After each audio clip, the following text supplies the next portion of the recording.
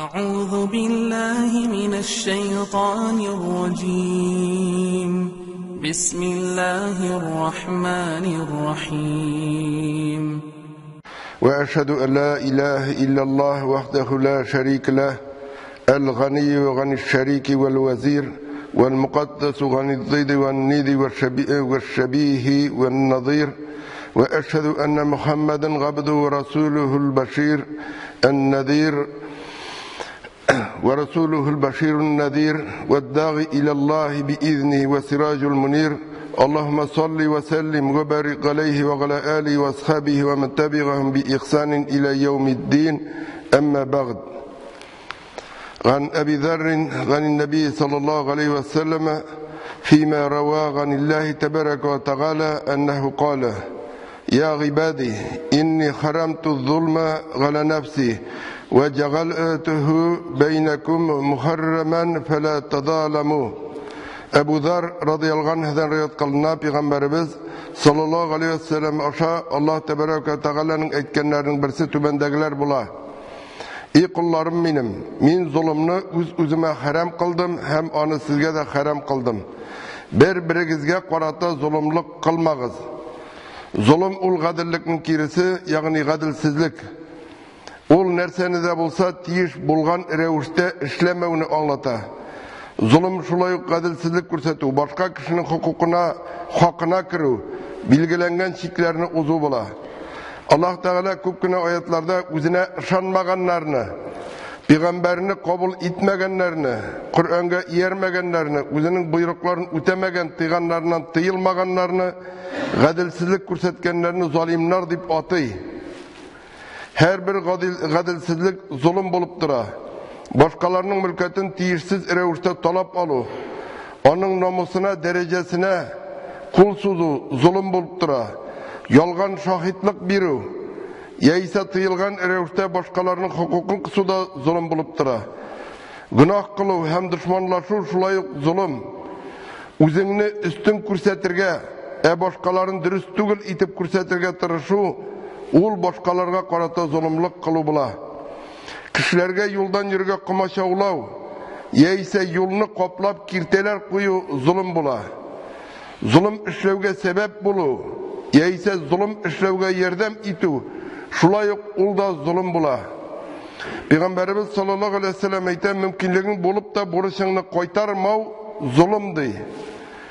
Allah Teala bu kutsi hadiste min zulümünü özüme tıydım dey. İkinci bir hadiste Allah Teala ayta, Allah bir kimge de zulümlük kılmayı hem ul zulümden yırak. Çünkü Allah gadil hem el gadil onun sıfatlarının birisi. Allah Teala özü gadillik şığanağı hem onun bütün işleri gadil, ul bir kimge de gadilsizlik көрсетmey. Allah Teala Kur'an-ı Kerim'de ayta, Euzu billahi mineşşeytanirracim. ذلك بما قدمت أيديكم وأن الله ليس بظلام للعبيد. Bu gazapka üzeriz kılgan yavuz işiniz sebepledir. Hem Allah bendelerine zulüm etüşü tügül. Müslüman kişi başkalarına qarata nindi de bulsa karar çıkarsa da, yeyse nindi de bulsa gadiğine söz eйтсе de, bayga qaratamı, fakirga qaratamı, dostka qaratamı, düşmanga qaratamı, ol gadil bulurga tiyiş. Kişini birbirsinden ayırıp, birisine bir türlü ikinci söylerge tiyiş tügül. Ol özünün hislerine irik koyarga tiyiş tügül. Eğer Müslüman şulay işlese Allah onu yaratır. Allah ayta: İnna Allah yuhibbul muqsitin. Şınlıkta Allah doğruluk kılışıların süyedir. Zulümga kitiratırgan en tüp sebep dünyaga kızığı. Dünyaga, yani derecelerge kızığı, malga kızığı, dünya bilen nerse beyler şularga kızığı. Kişi özünün kıskağına ömründe dünyaga aldana, ol zalimler boy, yakşı turmuşta yaşaylardı bu ili, şul sebeple bilip de bilmişe de zulümga ımtıla. Ama bu barı aldanığına. Şul sebeple bilip de bilmişe de zulümga indir Allah Teala fakat zalimlerge köpmedir şiklengen vakit bire. Eğer onlar şu vakitini dürüst faydalanıp akıllarına kilmeseler, katı hem ağır cezaga tartılacaklar عن أبي موسى رضي الله عنه قال رسول الله صلى الله عليه وسلم إن الله لا يملي للظالم حتى إذا أخذه لم يفلته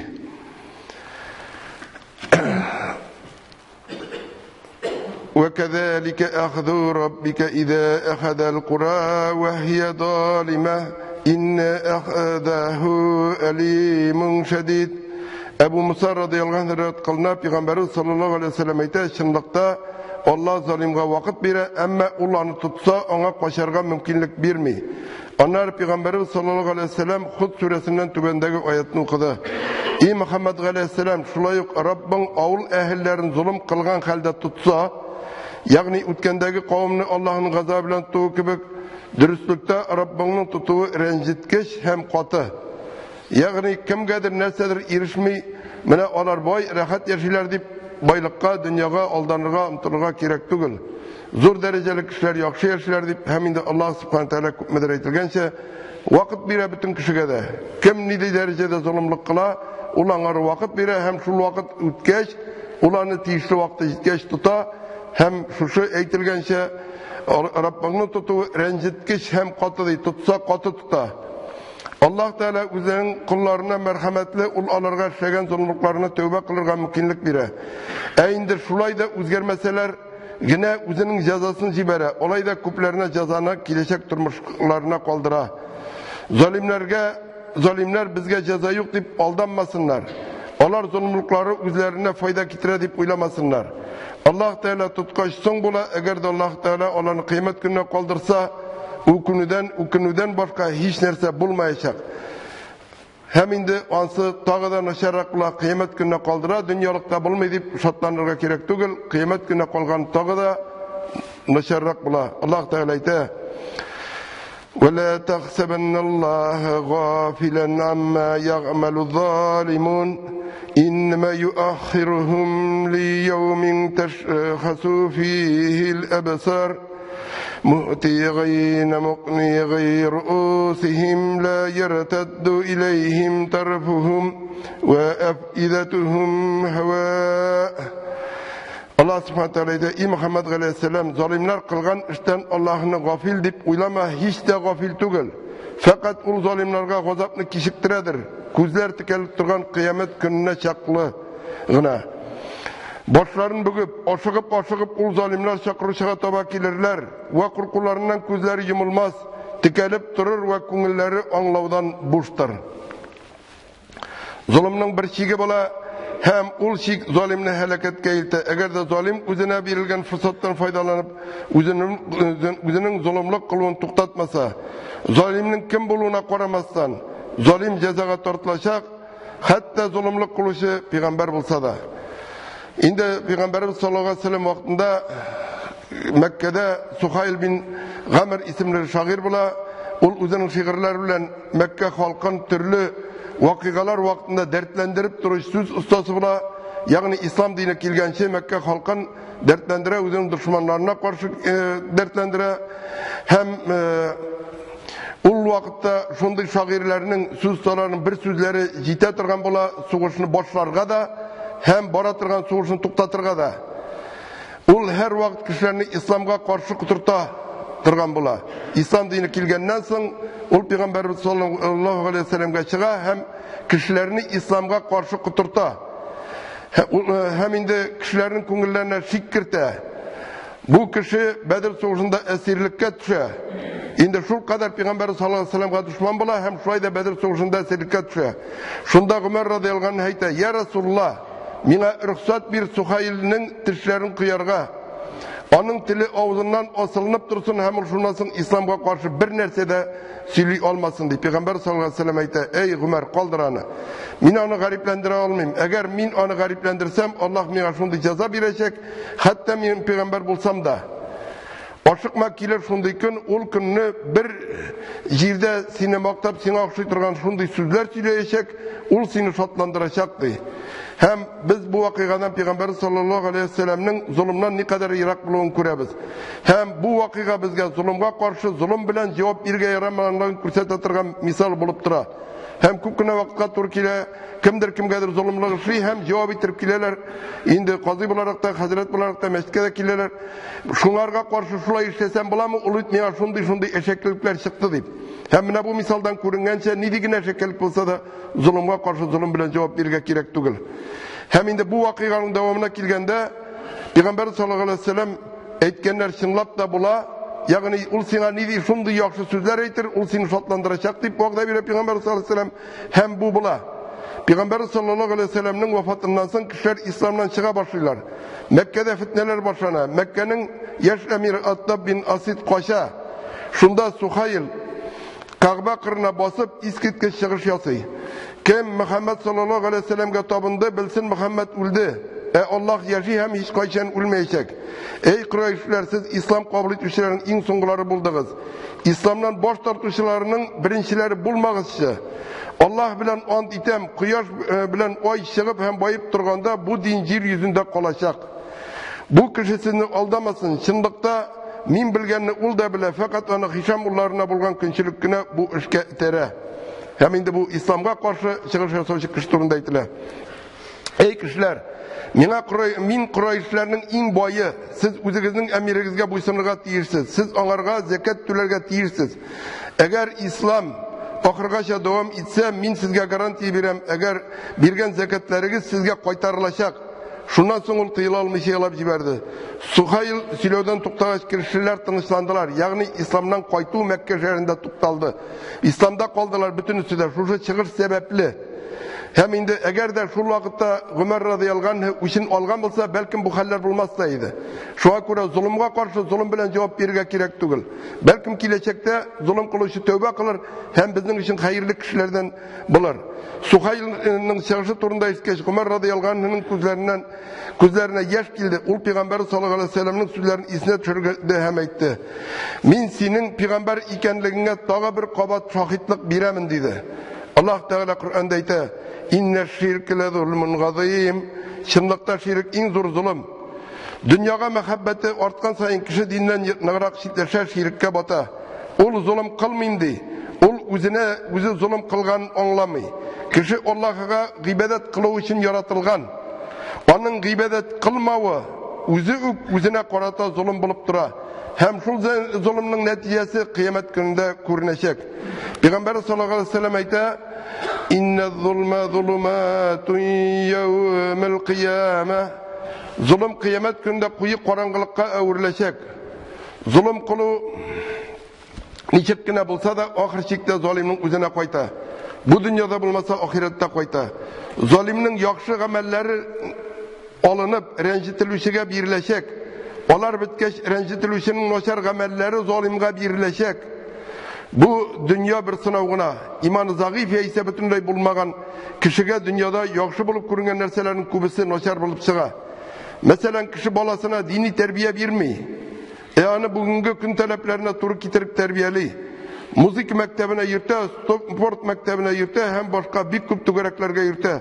Һәм бала хулиган булып чыга, чөнки ул спорт мәктәбенә йөргән, аның көче бар, иманы юк. Һәм инде ул дини тәрбия алмау сәбәпле әхлакны белми, кешеләргә яхшы эшләргә белми, ул зыяннан башканы белми. Хәмер эчә торган бала, чөнки аңарга хәмер эчәргә яраманлыгын өйрәтмәгәннәр, аның атасы хәмер эчкән, ул шуны күргән, ул шулай үскән. Һәм инде ул җырлый торган бала, музыка мәктәбенә йөргән, җырларга өйрәнгән, исә җырлый торган бала. Ул шулай булып үсә. Ул улларны ихтирам итми, чөнки балага карата зулым, ул кичкенәдән улларга ихтирам күрмәгән, үзенә ихтирам таләп иттергә генә өйрәнгән. Ягъни баланы иркәләп сөеп үстереп, аңардан ихтирам таләп итмичә, аңарга ихтирам гына күрсәтеп, ул бала шуңарга өйрәнгән. Ул үзенә ихтирам гына таләп итә торган булып үсә. Һәм инде бу чынлыкта балага карата зулым була. Һәм кыямәт көндә ата-анасыннан бу зулымлык хакында соралачак. Бу мисал шулай ук ата-ананың үзенә карата да зулым була. Чөнки ул бала үзенең ата-анасына картайган көннәрендә зулым кылачак. Бу мисал җәмгыятькә карата зулым булып тора. Çünkü cemiyetinin gadelsizliğine getirecek. Mine şunday balaların köp buluğu kileşekte cemiyetinin şulay buluğuna getirecek. Mine şu kişkinegine bir misalda qarap gitken. Hem indi balaga qarata terbiye misalındagına biz kurabız, köpme zulüm barlığın kurabız. Ota-ananın bala aldığında fakat iş burası var. Kurkan matur isim kurşu, hem indi anarga Kur'an okur gayratu, yaxşı terbiye beru, hem onu beligatga iliştiru. Mine şularının ütelmevi üzü zulüm bulup dura. Hem ol kileşekte birinci şiratda dünyalıkta ota-anasına kilip kaçsa, ahirette ota-anasına suralı bulacak. Hem ol balanın üzünün de terbiyesi bulup ahirette koyu hasrette buluğuna sebep bulacak. Hem indir şulayık indi yaşkına her cumhada bulmasa da min eyttiren birinci şeritke bastıran babaylarını, birinci şeritke bastıran ustazlarını hem bu onlarga qarata medrese ustazlarına, orabızdagi galimlerge qarata, ulu yaştagi babaylarımızga qarata ihtiramlılık bulup dura. Hem bulay işlerge benim imam bolarak da hakkım var. Indi koy birevlerin 100 yaşlık babayını kısırıklap çıkarıp onda kirip basıvı. Bu indi ihtiramsızlık bula.